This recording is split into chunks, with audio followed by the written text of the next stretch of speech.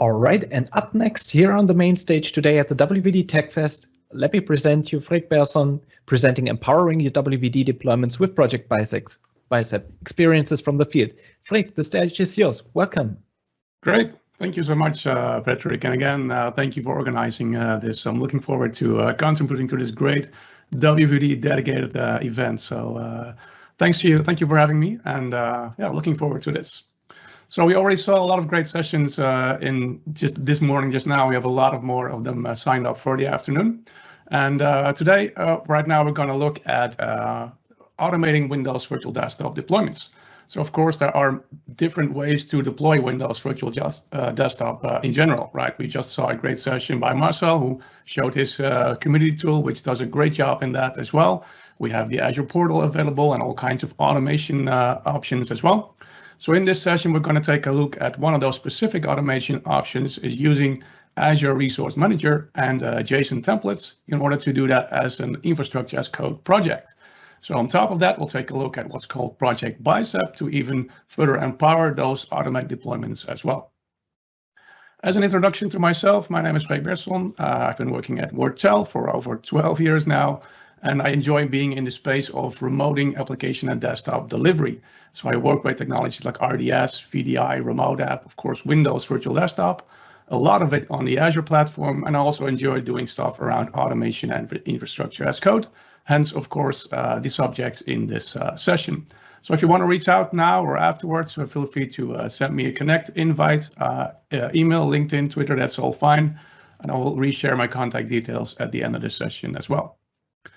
So before we start, a quick thank you to all of our sponsors who made this event possible today. I saw we had 2,000 plus people sign up, so that's really great. So thank you for the sponsors for making this event possible today. And let's get started. So I actually want to take you back to the year 2017 when I was presenting at a conference in Orlando. So this was during the time we were still able to fly around the world and attend conferences in person. But I presented a session there called Grab a Stroopwafel while we watched ARM do an automated deployment of RDS in Azure IaaS. So if you're not familiar with a stroopwafel, it's a very popular caramel flavored cookie from the Netherlands. And so in that session, we take a look at ARM do a full automated deployment of back then remote desktop services, because back then we didn't have WVD yet. So just to give you an idea what was deployed back then, a lot of stuff on the Azure portal, of course. So virtual machines, managed disks, network adapters, availability sets, SQL servers, load balancers, etc. And on top of that, we have all kinds of RDS infrastructure components. If you're familiar with these, connection brokering, gateway, web access, licensing, and all kinds of configurations in terms of certificates and gateway settings and timeout settings, etc. So that session went on for about 40 minutes. So in 40 minutes, we created an entire RDS deployment. So why am I sharing this? Today, we're going to take a look at the WVD equivalent of this. So unfortunately, I cannot hand out any stroopwafels today, but let's at least see if we can beat that 40 minutes with the automation that we have planned using Project Bicep. So to me, if you ask me what is the main driver behind automation in Azure, it is, of course, the stroopwafel in this case, but more importantly, having the ability to do fast and consistent deployments across multiple Azure regions, multiple Azure subscriptions or customers, in a reproducible, easy, and fast way, right? That's what it's all about. So as a quick agenda of what we're going to cover today, we'll do a really brief introduction into ARM, into Azure Resource Manager as our front door to all of our resources. We'll then take a look at JSON templates and ARM templates, and specifically also Azure Image Builder as one of the pieces of technology we'll be using throughout this automation. Then we'll take a look at the Project Bicep architecture. We'll take a look at where it is positioned inside the overall infrastructure as code environment. And we'll do a full Windows Virtual Desktop deployment demo with a lot of Bicep code, JSON code going on to see if we can beat that 40 minutes we had in the session about 4 years ago. So with that, let me share you the diagram of a Windows Virtual Desktop deployment. And since this is a dedicated WVD conference, you probably have seen it or are going to see it multiple times throughout the day. So I'm not going to cover all of the components in this design. in this architecture. But the reason I'm showing you this is that I can able to point out what we're going to create using our automation. So we'll start by step number 1, which is laying the foundation for the Windows Virtual Desktop deployment. So 4 years ago, we had all the infrastructure virtual machines with RDS roles on top of it. Right now with Windows Virtual Desktop, that's all a platform as a service model, right? So the first step we'll do is we'll use Bicep to lay that foundation and create all of those components, from host pools to workspaces to VNets and to whatever is required. Then as a second step, we'll take a look at Azure Image Builder, which is currently preview technology, which allows you to create your template images in a fully automated way. So we will actually also create the Azure Image Builder infrastructure using Bicep, so using infrastructure as code, and then we'll kick it off to see how that image creation takes place in order to create your template image in a fully automated way. And then step number 3 is it's all about DevOps. And at this point, we are going to add session host servers to the created host pools. So you might be wondering, why are we using Azure DevOps at this stage and not at the other stages? So step number 1, WVD deployment, that's something that you usually do just once, right? You're not going to recreate your workspaces every month, right? You're not going to recreate your diagnostic settings or your file services over and over. But you are going to recreate all of the session host servers as part of your host pool when you do an update of an application that's inside that image, or when you have Windows updates be applied. And of course, as much as you extract applications from that operating system, for example, by using MSAX app attach technology, which will also be covered later on in this event, the more you do that, the less often you have to recreate that golden image, but you still probably will have to do that because of updates of applications or OS components that are actually inside the image. So we'll use Azure DevOps to see that as an example to create session host servers and add them to the foundation. So first things first, let's talk a little bit about Azure Resource Manager. So ARM is the front door to all of our resource providers in Azure that lead to different resources. So virtual machines, network adapters, SQL servers, but also things like Kubernetes and Arc services, etc. So that's the ARM engine. And on top of the ARM engine, we have different ways to interact with that. We can go into the Azure portal with the WVD UI available in the marketplace. We can use CLI or PowerShell or SDK, or even use direct REST API calls towards this ARM engine to create our resources in the Azure portal.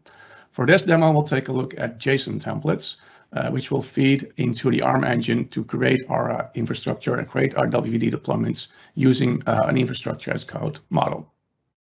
That's the first piece of the technology that we'll be using. And then the second part is that Azure Image Builder, which is currently still into preview. So there was some announcement last weekend where suddenly Azure Image Builder was generally available. Apparently that was mistakenly published by Microsoft, so it is currently still into preview. But what it does is it helps you automate the creation process for your Azure image, for your template image, right?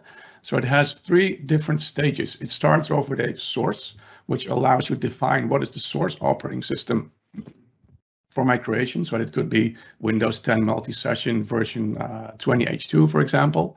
And then the second step is having a customizer script that customizes the template image. So installs your OneDrive for Business, your Microsoft 365 applications, maybe install any custom applications, do some image optimizations, maybe uninstall some default applications that you do not want. And then the third step is providing the distribute phase. So this allows you to define whether the end result should be a VHD file or a managed image or something that's inside a shared image gallery, which then allows you to take that image and deploy your session host servers as part of your host pool. So Azure Image Builder allows you to optimize and automate all of those steps in an easy way to recreate that. So for example, if a new operating system version comes out, a new version of Windows 10 multi-session, you would just change the source, rerun this Azure Image Builder process, and the end result would be another version of your template image, for example, in your shared image gallery. So we'll take a look at that in a demo as well. And then technology number 3 we'll be using is Azure DevOps. So this is, as I mentioned, the place where we will recreate and create and recreate our session host servers in an automated way. So by deploying new virtual machines, adding them to the domain, installing the WVD agent, and having them available as part of the host pool. So just to give you an overview of the 3 stages, the 3 types of technologies we'll be using inside this demo. So going back to that infrastructure as code, that ARM technology, right? We're using Azure Resource Manager JSON templates, and they are JavaScript object notation templates. So that means that they are sort of XML, sort of JSON styled. And here's an example of an empty JSON file, just to show you what's inside such a file. So we start off by defining parameters, which allows us to customize the deployment to our needs by providing naming conventions or IP addresses or names for our host pools, etc. Then we have also the variable section. This allows us to concatenate certain values to certain functions on string objects or create values we'll be using throughout this template. And then we have the resource section, and this is usually the biggest section. This is where you define all of the objects you're going to be creating. So whether it's host pools or virtual machines or SQL servers, anything that you create in the Azure portal using the ARM engine can be defined here as a resource. And finally, we can define outputs. So we can define certain values you want to have as an output for this template. So for the tooling, I can really encourage you to start using VS Code for that. It's small in a footprint, it's easy to use, and it also has all kinds of integrations for ARM and for Azure in general as well. So it does have some IntelliSense tab completion available to get a good authoring experience. So that is all great, but what is then the downside of JSON in our ARM templates in general? It is pretty complex, right? So this is just a simple example of a piece of code for a JSON deployment. And as you can see, there's a lot of code going on, a lot of syntax going on with all of the brackets and colons and semicolons, etc. So this is not easy to read. This is not easy to author, even if you are an experienced ARM and JSON author.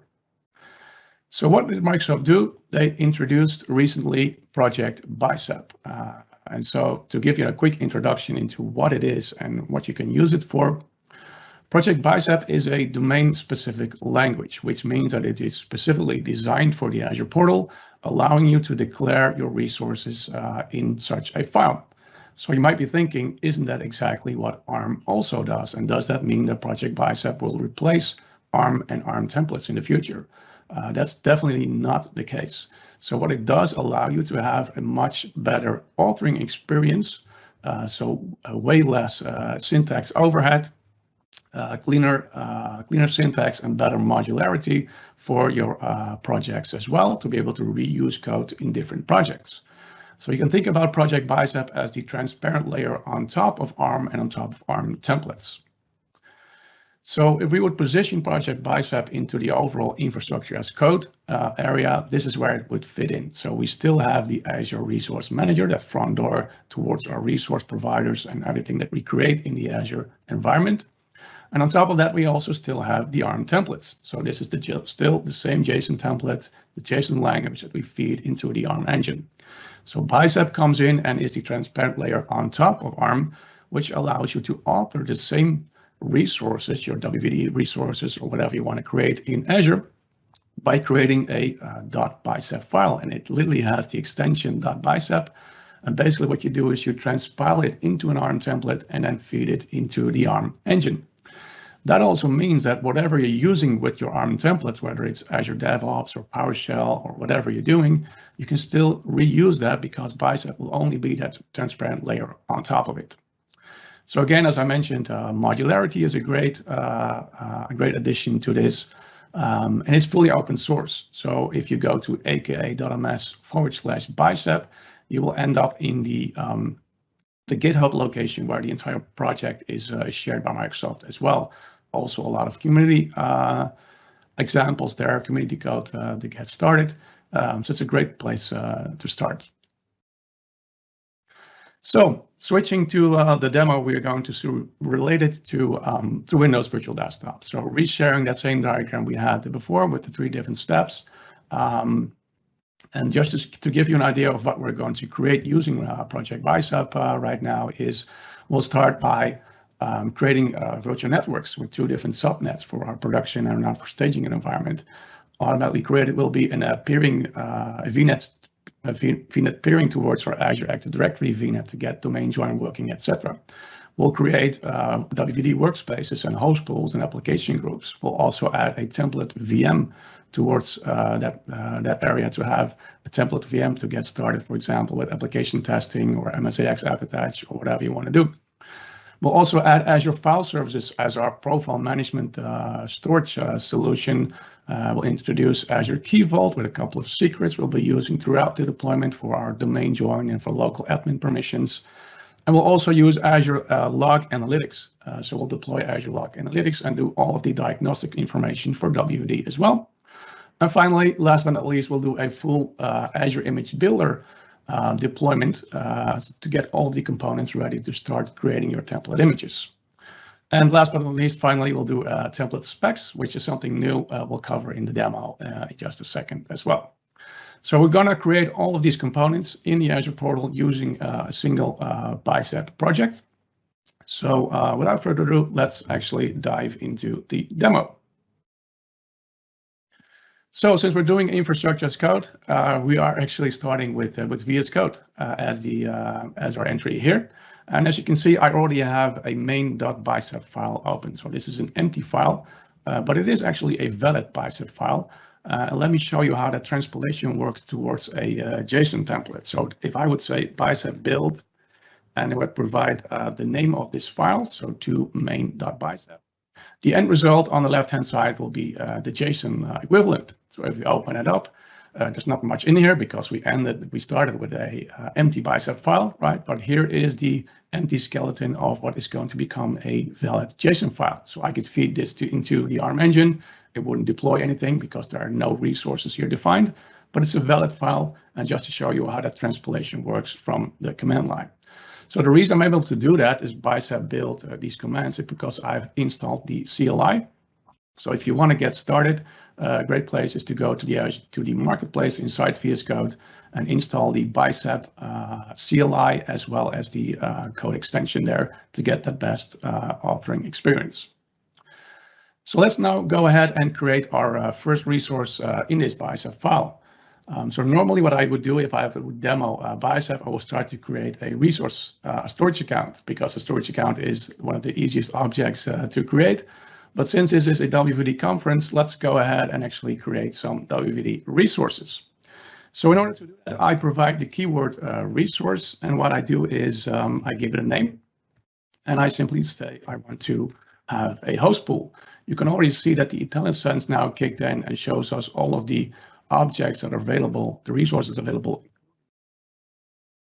So I simply hit enter, do an equal sign here, and now I'm able to provide the properties for this host pool. Right? So at least we're going to need a name. Let's do that. WVD Fest -host pool. Also need a location. So since it's available since recently, let's do West Europe for that. And we're going to set a couple of properties here. And of course, we need personal. We need to have a preferred application group type. It's going to be desktop.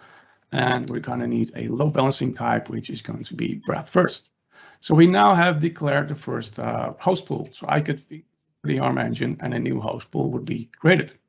Before we do that, let's actually create a second resource here. You might have guessed it, application group. So let's groups, not application gateways, but application groups. And here is the desktop virtualization application group. And again, I have that IntelliSense going on, telling me which objects or which properties I should define for this. So let's give it a name. The Fest application group is going to, again, need a location. So I'll use the same one. And I can define some properties here, multiple properties, but one that's interesting is the host pool ARM path. So this allows me to connect the host pool and the application group together. And simply by adding here HP .id, referencing the resource ID of the host pool that I just defined here as well. So we're going to see the JSON equivalent of this in just a second, but just to show you how easy it is to define and point to resources that were earlier declared. And the last thing we need is an application group type, which is going to be desktop. So we now have, and similarly, we can go and you might have guessed it, we are going to create a workspace. So the desktop virtualization workspace, again, do that equal sign and get those properties in. So we'll give it a name. It's going to be WVD Fast -VS. It's going to have a location, which again is going to be West Europe. Oops. And last thing, again, we need to have the properties in here, which allows us to define the application group references. So we're now going to point to the application group we just defined here and enter the ID. And that's it. So within a matter of minutes, we have now declared a host pool, an application group, and a workspace ready to go. So if I would transpile that into a JSON file, let's just actually open it up side by side so we can see the difference. You can clearly see the difference on the left-hand side where it's super easy to read and author versus the one on the right with all of the overhead syntax going on with the commas and the semicolons and the brackets, etc. The one thing that I mentioned, for example, is also referring to objects that you previously created. So in the creation of the application group, I'm pointing to the resource ID of the host pool that I just defined here as well. Take a look at how complex that is when you do that inside JSON, right? You have to do concatenation, do a resource ID function, etc. And also because we're creating multiple objects at the same time, we need to tell the ARM engine which object to create first, right? So if we want to have a host pool and an application group, we want to make that reference that that host pool needs to be created first in order for the application group to point to it. So as you can see that the depends on section was added into my ARM template as an explicit depends on. But nowhere inside this Bicep code did I make that explicit depends on section. So that's some of the technology behind the Bicep transpilation as well, that as soon as I'm pointing to a property of another resource, it will automatically add those depends on sections in there. So if you're familiar with ARM templates and JSON templates, this is probably something that you like because it allows you to get those depends on sections in there in an automated way. So to finish off this deployment before we deploy it into the Azure portal, let me quickly show you how easy it is also to declare parameters. So we're going to create a string location, which is of type string, and it's going to contain, in this case, West Europe. So we now declared a parameter, so we can replace these hard-coded values with the actual location. And again, let's save it and transpile it. And we'll see the difference in declaring a parameter in Bicep versus the way we'll do that inside JSON, right? So the last thing I want to show you is adding a parameter as the expiration time. So if you're familiar with WVD, you probably know that you have to, if you add such a host service, you need to create what's called a registration token on your host pool. It needs to have an expiration time. So let's go ahead and enter that now. So we're going to grab the UTC current time, and then we'll add another property to our existing host pool, which is going to be the registration info, which has multiple properties. So it has a token operation. This allows me to tell the engine to create a new registration token, and it allows me to give the time here. So that's going to be a datetime function followed by the expiration time that we had as a parameter.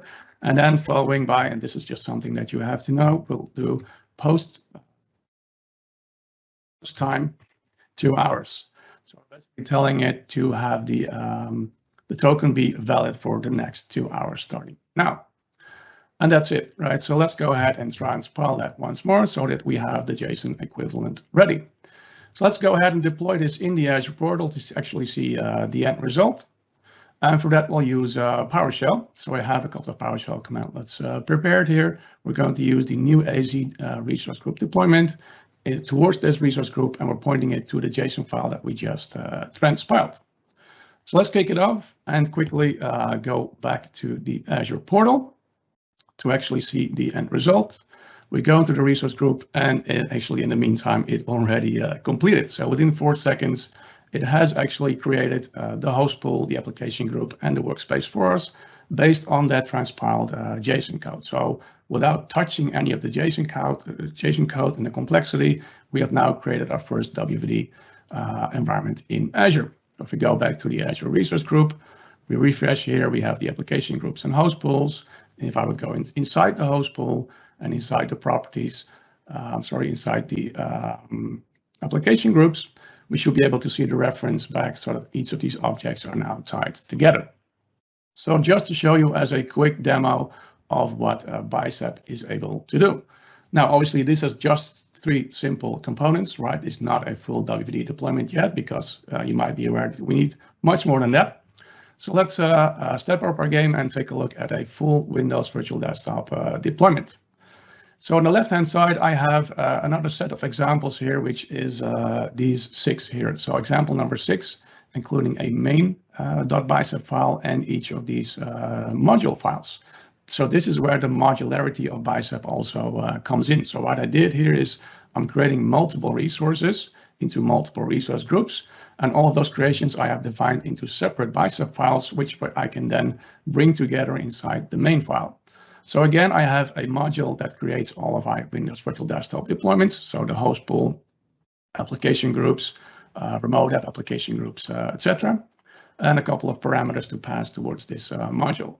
Then I have one for my networking. So this is actually going to create a VNet with a couple of subnets, and also going to create that VNet to VNet peering towards my Azure Active Directory VNet that needs to exist. But also, for example, we are creating log analytics. So we're creating a new log analytics workspace, and we're adding the diagnostic information for all of the components that we're adding as well.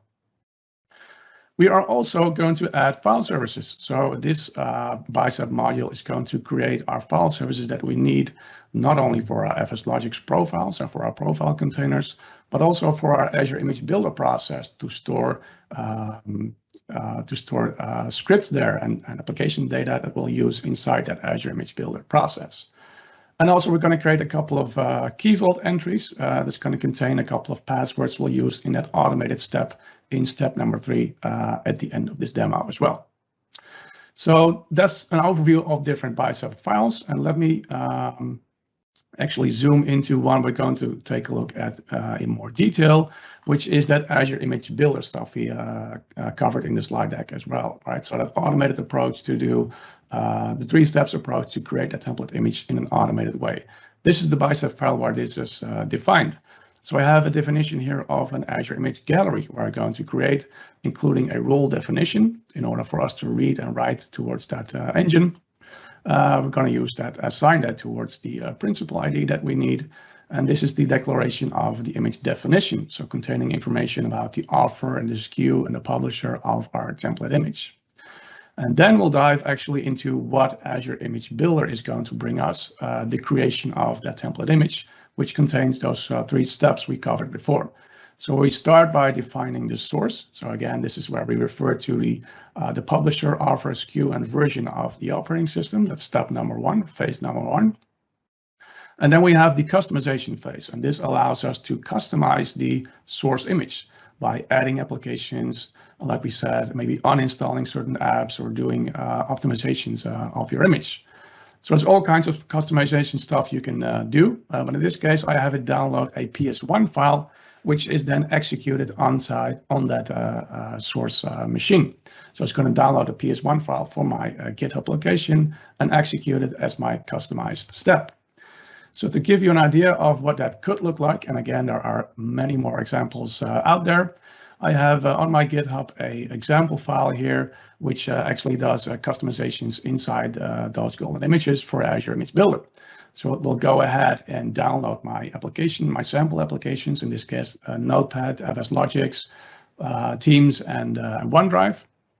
And then for each of these installs, it will actually download it and configure it. So it will configure Avis Logics, it will configure Teams with the AV redirection being enabled. It will do OneDrive per machine installation.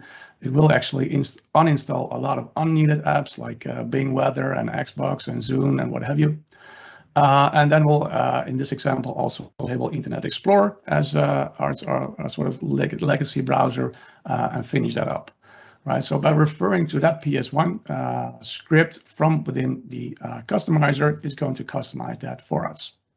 And then the last step is going to be the distribution phase. So in this case, I have defined that it's going to distribute towards that shared image gallery, which is one of the outcomes of that Azure Image Builder process. And not only that, I'm also going to then replicate it towards the North Europe region to have that image available across multiple regions. So that brings us to the main file. So we have all of these Bicep module files, which we can then bring together inside one full deployment. And that is our main Bicep file. So this is just another Bicep file. And also all these modules are just another Bicep file. But from the main file, we are going to call each of these modules to get the information together and create the entire setup. So what I did here is I actually changed the target scope, which is usually it's targeted towards a single resource group. But in this case, we're going to create multiple resource groups to create multiple objects and define them and do a good production environment where everything is separated across different Azure resource groups. So of course, we have a lot of parameters and we have a lot of default values here. Now, the reason I have these as default values is for demo sakes, right? Normally you would extract them out and pass them towards the JSON templates when you are deploying this. But for now, for the demo, I have added all of the values inside the Bicep file itself. But let me scroll down to where we are actually going to create stuff.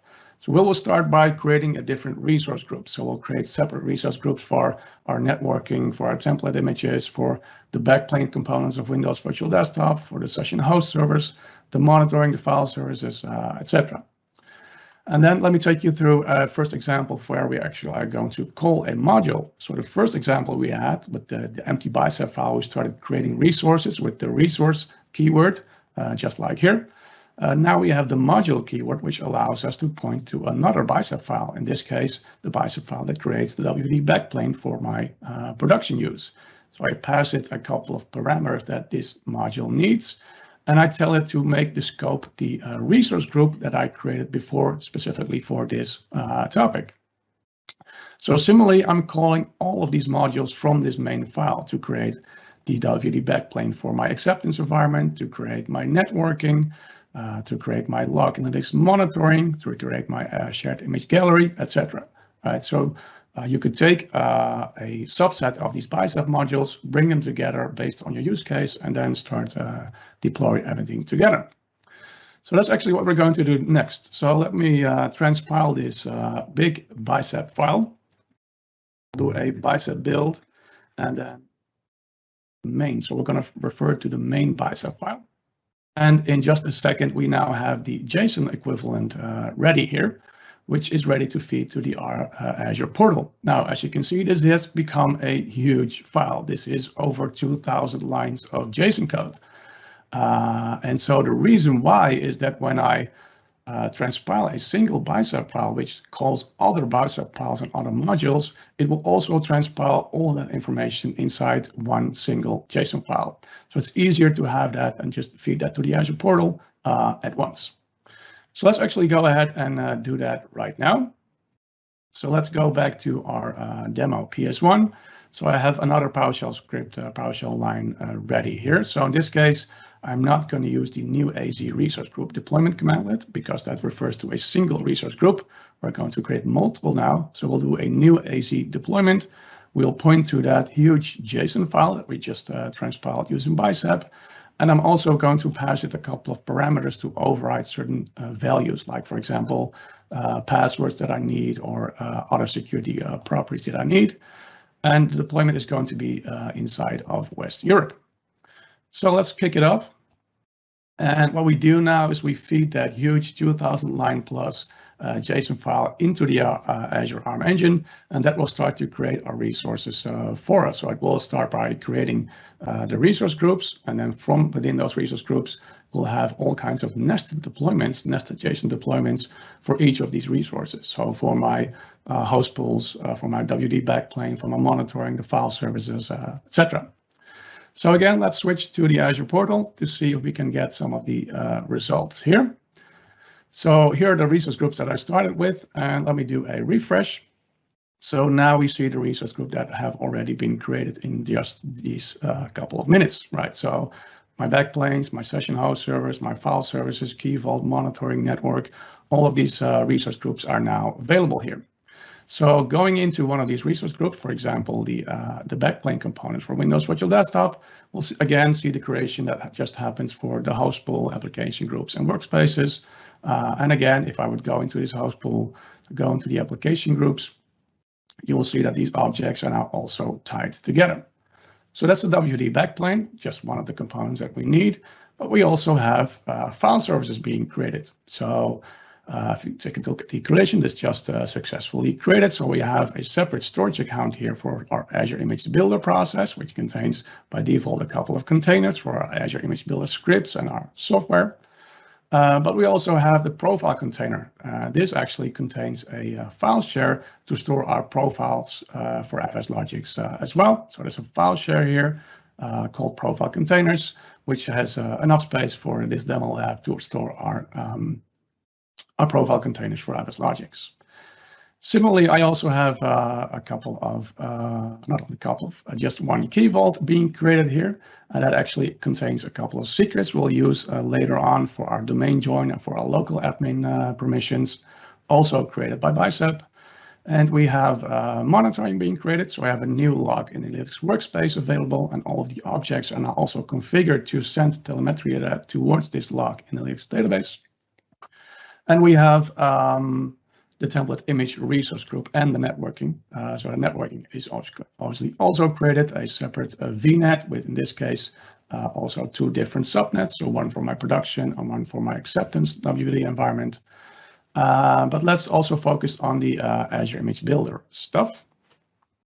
So what we have created here in the Azure Image resource group is the object that we need for our Azure Image Builder process.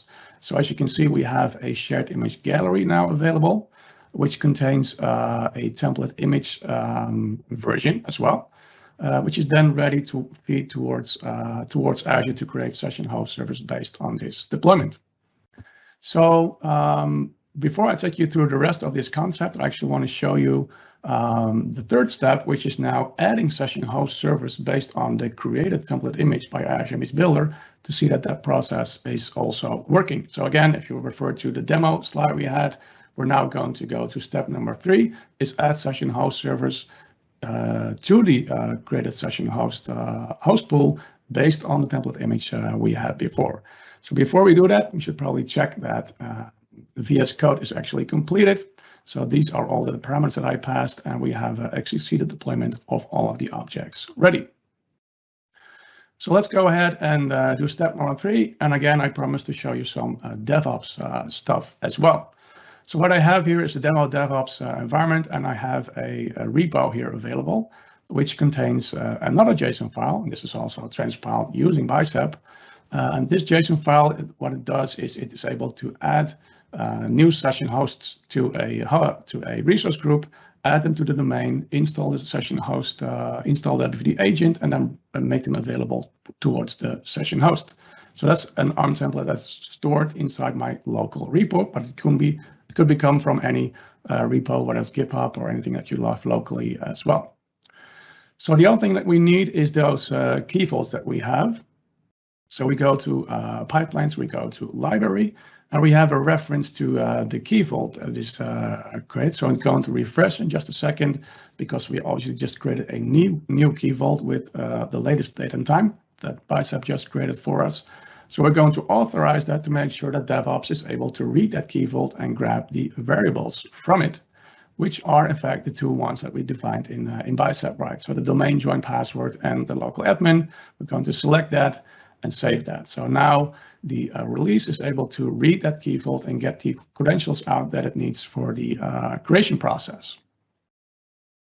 So let's actually kick it off by creating a new release and referring to the add session host pool one that we just saw in the repo. Let's go ahead and create it, and let's open it up, and let's actually kick it off. So it's going to deploy now. It's going to take you through a couple of steps. So it will actually use PowerShell to create that the registration key that we need for the host pool. Is then going to deploy 10 new session host servers in Azure. It's going to add them to the domain. It's going to install the WVD agent and point to the Windows Virtual Desktop deployment. So it's now going to be queued. So it will take some time, obviously, to process. So it will take about 10 minutes to complete. But let's not wait for it in this screen. Actually, come back when it's completed, and show you some of the other stuff that I want to show you as well. So right now it's going to start, initialize, and do all of the tasks that I just explained. The thing that I wanted to show you, where we left off, is with the template image resource group, right? So this is where the location where all of the Azure Image Builder stuff has been created. So not only the shared image gallery, but also the template images, the image version, and the image definitions that are available. So there's one thing that we did not cover because Bicep actually creates the shared image gallery and the template image and stuff like that. But in order to kick off the process that goes through those 3 stages, so the source, the customization, and the distribution, we need to explicitly tell the Azure Image Builder process to start doing that. And for that, let's switch back to our PowerShell again. I want to show you how that works. So at this point, we have used Bicep to create all of those components we just saw in the Azure portal. And we're now going to use the invoke AZ resource commandlet towards the resource group that we just created using Bicep. And that we point to the resource ID, the template image that we have created by Bicep, and we're going to give it a run action. And by doing that, the Azure Image Builder process will actually go through those 3 stages by collecting the source that you defined, collecting the customizations you defined, and then distribute it to the location that you defined as well. So it's a separate commandlet right now, maybe because it's currently into preview still, that you have to kick it off and wait for that to complete. And then, of course, you can use the get AC resource to see the end result of the process before it is hopefully successfully finished. So we did promise to show you also take a look at something that's called template specs. So we just kicked off a DevOps deployment, and this is going to, based on a JSON template, create session host servers, add them to the host pool, the domain, etc. That's one way of doing it. Again, we started off with there are multiple ways that lead to Rome, right? Multiple ways to do automation for WVD. So in this case, I have Bicep also create a template spec, which is relatively new object in Azure, which is basically the equivalent of a JSON template, but then directly from the Azure portal. So what I'm now able to do is if I go back to our JSON file here, and I simply copy the JSON file that we also have in DevOps, and I say I want to create a new version of this template specification. It's going to be version 01, and I simply replace this with those lines of JSON code. So now what I created is the equivalent of the stuff that we have in Azure DevOps, and I'm able to deploy that without having to use Azure DevOps. So if you're not a fan of that, if you rather want to use stuff within the Azure portal, this is a great way to also do that. So from here, I can do that same deployment that's currently running in the background for DevOps as well. So I could go and provide all of the parameters that I need for this custom deployment. So specifying the domain join credentials, where this image gallery is coming from, which version we're going to use, but also the subnet, the VNet, and all kinds of other properties, including things like the OU location when we're going to deploy, the number of instances. So I could change this to 10 session host servers, the sizing of the VM, and all kinds of other properties. So this is an easy way, another easy way to also deploy and redeploy session host servers by, for example, an administrator who's not using DevOps, instead is using this technology. So one other thing I want to mention is that in this case, I also added some custom code to also install NVIDIA GPU drivers. So if you are using a GPU-enabled machine, so in this case, we did select the D4S, but we could select the NV6 in this example, and also have it install that driver for us. So now, as an extension, we will not only deploy the virtual machines, add them to the domain, and add them to the host pool, but also install the NVIDIA GPU driver that is needed to leverage the GPU for our graphic workloads. So right now, I think in one of the other streams, it's also another session that's dedicated to NVIDIA GPU. So if you're watching this, a recommendation to also watch that to get some great insights into using GPUs. But let's actually, while we're still waiting for that deployment, I wanted to show you a quick example of using a GPU inside Windows Virtual Desktop. And so you might have seen me demo other stuff around GPU, like doing Flight Simulator and Google SketchUp and other applications. This is the latest one that I created, which is also a GPU demo. So we're now logged on as a user leveraging Windows Virtual Desktop using a GPU-enabled machine, as you can see. And the workload that I have here is actually this game. So you might or might not be familiar with that. It's Fortnite running inside a GPU-enabled virtual machine in Azure. So this is on a virtual machine that has the drivers enabled and all the entries enabled to make this work. And as you can see, it's a very smooth experience playing this 3D game interactively on a virtual machine hosted in Azure. So you can imagine that this is one of the more fun demos to create. Well, I must say the experience is pretty good based on this virtual machine. I think it is using an NV6 machine in the background to get that gaming experience going. So again, there are dedicated sessions about GPU and how that all works and is configured. Be sure to check those out once they are available in the YouTube channel of WVD Fest. So just to give you a quick demo of GPU. And also what I have here is an optionally is also configure those analytics workspaces that we mentioned. So if I want to pre-configure the session host servers and have them point to that, I can also do that from here. So taking a look at the time, I suggest that we get back to the slide deck and hopefully you'll be able to see the end result in just a second as well. Last thing I want to show you is a quick roadmap of where Project Bicep is coming from and is going to. So right now we are at version 0.2, 4.14 to be specific, very close to version 0.3, which is going to be our first production-ready deployment. But already, right now, we are at 90% feature parity compared to ARM templates. So that's pretty big if you realize that we just got started last August of last year.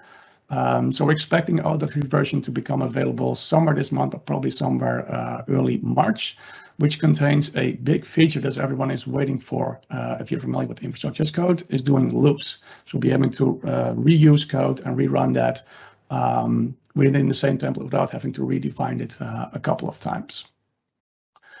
So with that, I want to leave you with a call to action. If you thought this was interesting, you want to get your hands dirty with Project Bicep, this is the place to start. So aka.ms/bicep leads you through the GitHub page that I mentioned that contains sample code, but also tutorials and documentation, and all the source code is available there.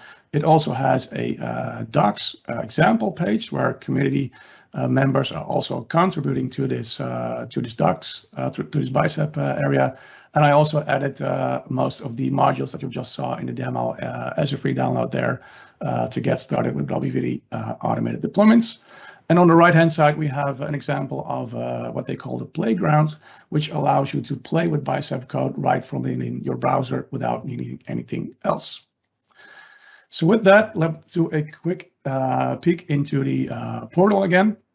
So it is actually still running, so we might not be able to see the full end result, but let's switch to the Azure portal and see that it is actually running inside our resource group. So it is deploying now. And if we open up this deployment, we can see that it has already deployed 10 network adapters, 10 virtual machines. We're now installing the WVD agents on these machines and adding them all to the domain. So it's probably going to take 2 or 3 more minutes to complete. And then we have added 10 session host servers to this environment and ready for use for Windows Virtual Desktop. So it's exactly 11:50 here. So let me go back to the slide deck and share my contact details once more. So thank you for joining. I hope this was valuable and fun to watch. Again, if you want to ask additional questions afterwards or want to connect, more than happy to do that.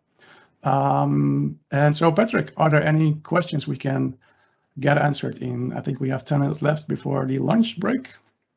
Exactly. Thank you, first of all, Freek, for your very, very awesome session. Was, for me at least, very valuable. And when I see the attendees here, it seems to be so. Thank you very much, first of all. And yes, we have a few questions actually for you, starting from the links, or are your scripts, Bicep scripts, shared somehow?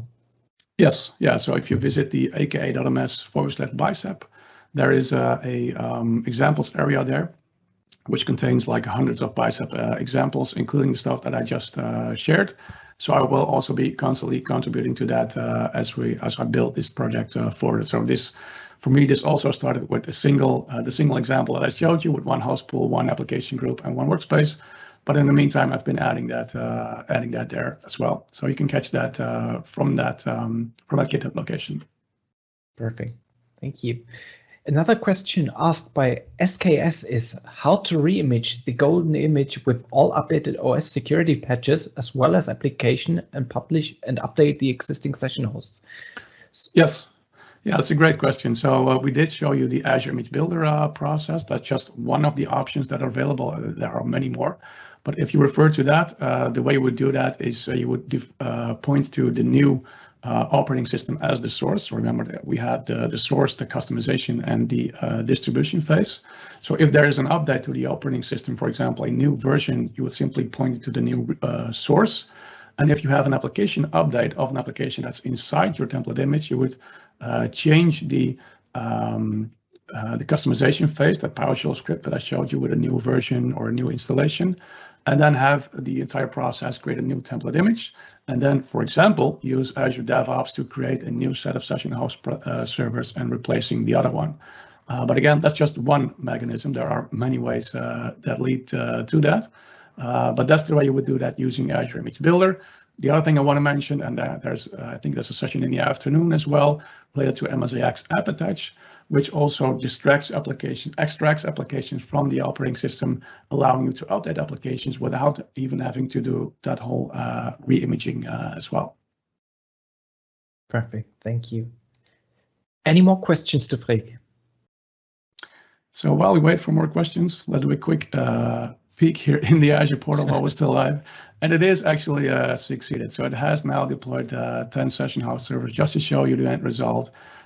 In the Azure portal as well, we have now 10 virtual machines available. So we did manage to see the end result, which is great. But yeah, if there are no further questions, I will be hanging around here in the Q&A and in the lobby area later as well. And yeah, thank you for your attention, and well, enjoy the rest of the conference. And again, thank you for having me, Patrick. Yeah, with pleasure. With pleasure. Thank you for your time. Thank you.